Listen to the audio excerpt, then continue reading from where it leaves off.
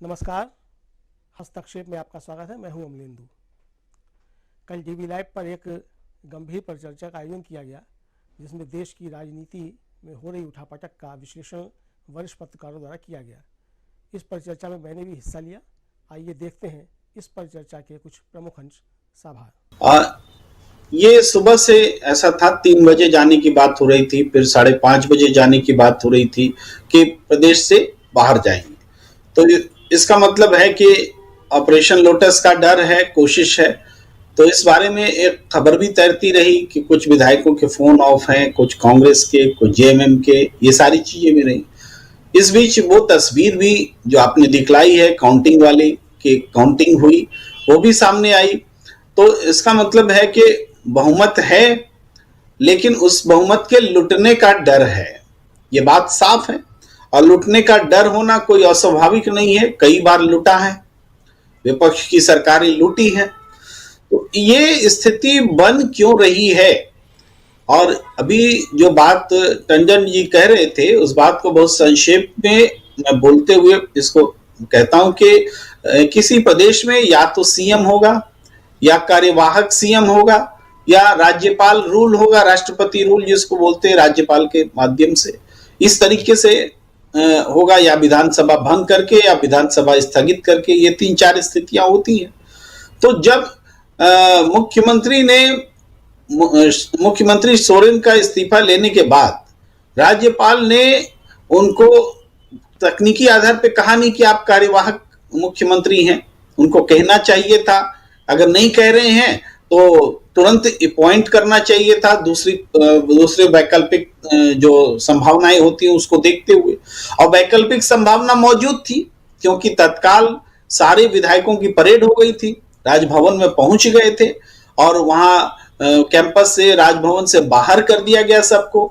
और उसमें कई विधायकों ने अपनी पीड़ा भी बताई कि हम अपमानित महसूस कर रहे हैं कि राजभवन से उनको बाहर कर दिया गया। तो इन स्थितियों में आज तो सबसे बड़ा सवाल विपक्ष की ओर से यही उठना चाहिए कि राज्यपाल अपने संवैधानिक दायित्व का निर्वहन करने में अक्षम साबित हुए हैं। जो उनको उत्तरदायित्व निर्वहन करना चाहिए था संवैधानिक रूप से, वो नहीं कर सके हैं। इसलिए तुरंत राज्यपाल को बर्खास्त किया जाए। अभी की मांग तो यही है, क्योंकि कोई प्रदेश बिना मुख्यमंत्री या कार्यवाहक मुख्यमंत्री के ये 22-24 घंटे से कैसे है? ये 22-23 घंटे होने वाले हैं, तो इतने समय से कैसे है? ये एक बड़ा सवाल है। इसके बाद इस घटना को हम इस रूप में देखते हैं, जो स्पष्ट रूप से दिखती है वो ये कि हम ईडी को भेजते हैं और गिरफ्तारी की स्थिति बनाते हैं, गिरफ्तार करते हैं, और साथ साथ सरकार को अस्थिर करने की संभावनाएं तलाशते हैं। राज्यपाल एक वक्त मुहैया कराते हैं, अपने संवैधानिक उत्तरदायित्व का निर्वहन नहीं करते हुए वो वक्त देते हैं जिसमें हॉर्स ट्रेडिंग हो सके। यानी राज्यपाल स्वयं शामिल है हॉर्स ट्रेडिंग की संभावनाएं पैदा करने में। ये दिख रहा है, ये कोई नकारने वाली चीज नहीं है। तो इसी वजह से ये अभूतपूर्व स्थिति है। हम पूरे घटनाक्रम को अगर देखें तो हेमंत सोरेन ने बहुत अच्छे तरीके से बैकअप प्लान बना करके कि हमारी सरकार बची रहे, वो सरकार राष्ट्रपति शासन की भेंट न चढ़ जाए, इसके लिए पूरी तैयारी की, जिसका कि टंडन जी ने जिक्र किया। उसके बाद हम तो ये देख रहे थे कि हेमंत सोरेन बल्कि आज उनको रिहा हो जाना चाहिए था हाईकोर्ट से। हाईकोर्ट को उनको रिहा कर देना चाहिए था, लेकिन हाईकोर्ट तकनीकी आधार पर उनके केस को नहीं सुना। हालांकि हाईकोर्ट ने ईडी को रोक दिया कि आप पूछताछ नहीं कर सकते। यह बहुत महत्वपूर्ण पॉइंट है कि हाईकोर्ट ने ईडी को पूछताछ करने से रोक दिया है, और यह मामला इसलिए वापस लिया गया कि सुप्रीम कोर्ट में केस लगा दी गई है। और ये जो सुप्रीम कोर्ट में केस लगाना, हाई कोर्ट में केस लगाना, इसकी पृष्ठभूमि क्या है? वही वो समय जब हेमंत सोरेन को गायब, फरार इस तरह से घोषित किया जा रहा था। तो वहां पर एक महत्वपूर्ण बात थी कि हेमंत सोरेन गायब या फरार कैसे हो सकते हैं, और अगर हैं तो दायित्व गृह मंत्रालय का है कि वो बताए कि हेमंत सोरेन कहां हैं। इसके अलावा उस समय में जब हेमंत सोरेन नहीं थे या गायब कथित रूप से बताए जा रहे थे, राज्यपाल ने क्या किया? राज्यपाल खोजने लगे हेमंत सोरेन को, जैसे कि बिना हेमंत सोरेन के झारखंड चल ही नहीं सकता। वो मान रहे नहीं चल सकता, लेकिन जब हेमंत सोरेन की आज इस्तीफा हो चुका है, आज बिना मुख्यमंत्री के है, तो कहां है राज्यपाल? मैं कंपेयर करना चाहता हूं कि जब राज्यपाल मुख्यमंत्री को खोज रहे थे, तब जब वो कानूनी उपचार के लिए दिल्ली गए थे, तो उस समय वो खोजने लगे, डीजीपी को तलब करने लगे कि डीजीपी बताओ मुख्यमंत्री कहां है। तो राज्यपाल इतने बेचैन हो गए, यानी पूरा एक नैरेटिव दिया कि मुख्यमंत्री भाग गए हैं, फरार हो गए हैं। वही राज्यपाल आज कुछ ही घंटों की तो बात है, कुछ घंटों बाद, मतलब 36 घंटे बाद, 24 घंटे बाद यही स्थिति बनी कि मुख्यमंत्री उनको बनाना चाहिए, मुख्यमंत्री के बिना झारखंड को नहीं रहने देना चाहिए, तो वो अपने दायित्व को निर्वहन नहीं कर रहे हैं। इन स्थितियों में हम ये कहना चाह रहे कि हेमंत सोरेन ने जो दिल्ली आकर के सुप्रीम कोर्ट में लड़ाई का एक रास्ता बनाया, हाई कोर्ट में एक लड़ाई का रास्ता बनाया, समन को चुनौती दी, और इसके अलावा SC/ST एक्ट के तहत केस दर्ज किया, ये उस विजिट का मतलब है।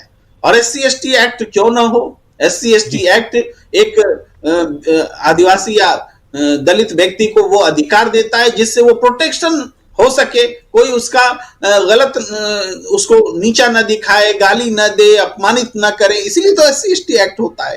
तो जब ईडी के अधिकारी, वो भी सब के सब नॉन SC नॉन ST, वो जाकर के इनकी गैर मौजूदगी में, हेमंत सोरेन की गैर मौजूदगी में दिल्ली स्थित आवास में छापा मारते हैं, कथित छापा बोलेंगे क्योंकि इसको छापा कह ही नहीं सकते, क्योंकि उस मकान का मालिक नहीं है वहां, और एक कार को बरामदगी बताते हैं, 36 लाख की बरामदगी बताते हैं, मीडिया में प्रचारित करते हैं, अपमानित करते हैं, और एक मुख्यमंत्री को के साथ किया जा रहा है। तो ये व्यवहार उस टीम में, चूंकि कोई भी SC नहीं था, ST नहीं था, तो ये व्यवहार SC/ST एक्ट के तहत इनके प्रोटेक्शन के लिए ये मामला दर्ज होना चाहिए, उन्होंने कराया।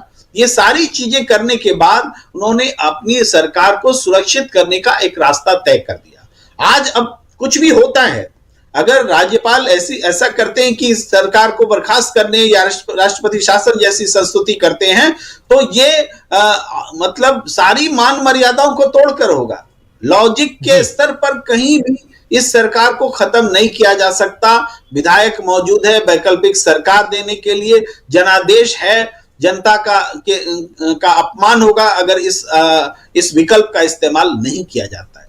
तो इस पूरी परिस्थिति में हम देखते हैं कि पॉलिटिकली या संवैधानिक रूप से, कानूनी रूप से झारखंड मुक्ति मोर्चा और इंडिया गठबंधन बहुत स्ट्रांगली खड़ी है। अगर कुछ भी प्रतिकूल किया जाता है तो जनता इसका में व्यापक रिएक्शन होगा। कोशिश कर रहा हूं राजीव जी, कुछ समय पहले अगर आप ये बात कह रहे होते तो हम लोग बोलते कि क्या राजीव जी आप क्या बात कर रहे हैं, ऐसा कैसे हो जाएगा, हो ही नहीं सकता, चैलेंज है, ऐसे बात कर रहे हैं। लेकिन चंडीगढ़ में जो हुआ उसके बाद अब ऐसा बिल्कुल नहीं बात कर सकते। हो सकता है, सब कुछ हो सकता है, अल्पमत की भी सरकार बन सकती है, और राज्यपाल चाहे, राष्ट्रपति चाहे, आप पूछते रहिए, आपको न्याय चाहिए जाइए कोर्ट में मांगिए, ऐसी तो बात होती है। आपके ऊपर दाग लगा है, आप साबित कीजिए। भाई ईडी क्या है? ईडी यही तो है, जिसको ईडी पकड़ लेता है, साबित उसी को करना पड़ता है कि हम निरपराध है, ईडी का कुछ नहीं है। यही तो उसका सबसे बड़ा हथियार है। तो ये अगर राज्यपाल इस दशा में है कि बहुमत दिख रहा है, महसूस कर रहे हैं, उनको उन 5 प्रतिनिधियों के सामने ये बोला नहीं गया कि आपके पास बहुमत नहीं है, आप कैसे साबित करेंगे? एक सवाल नहीं था राज्यपाल का इन 5 प्रतिनिधियों के साथ जो आज उनसे मिलने गए। उन्होंने कहा कि हम आपको बुलाएंगे, ये लाइन कहा उन्होंने, हम आपको बुलाएंगे, और उसके बाद फिर कहा सूचित करेंगे। तो आप बताइए, जिस राज्यपाल के पास में जुबान नहीं है पूछने का कि आपके पास बहुमत है कि नहीं, कैसे दिखाएंगे, कब दिखाएंगे, ये पूछ भी नहीं पा रहे हैं, तो वो अगर इसका मतलब है कि वो अपनी मर्जी से काम नहीं कर रहे हैं।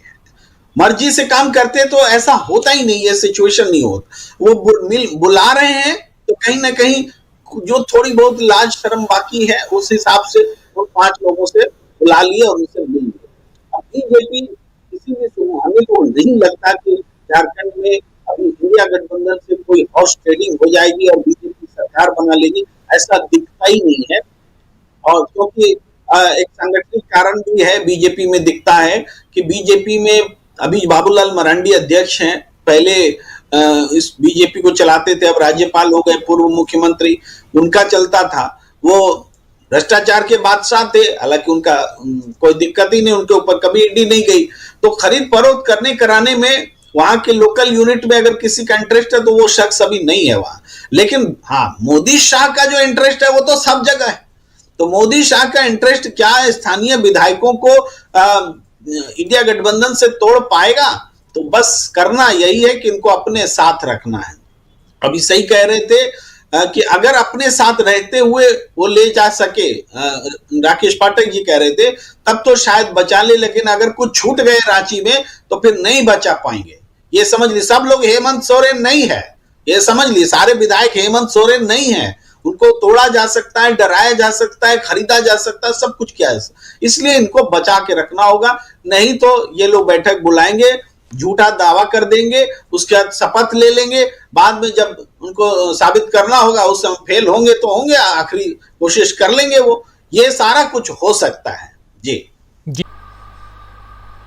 आशा है ये वीडियो आपको पसंद आया होगा। इसको ज़्यादा से ज़्यादा शेयर करें, लाइक करें, सब्सक्राइब करें चैनल को, फेसबुक पेज को फॉलो करें और ज़्यादा से ज़्यादा इसको सब्सक्राइब करें।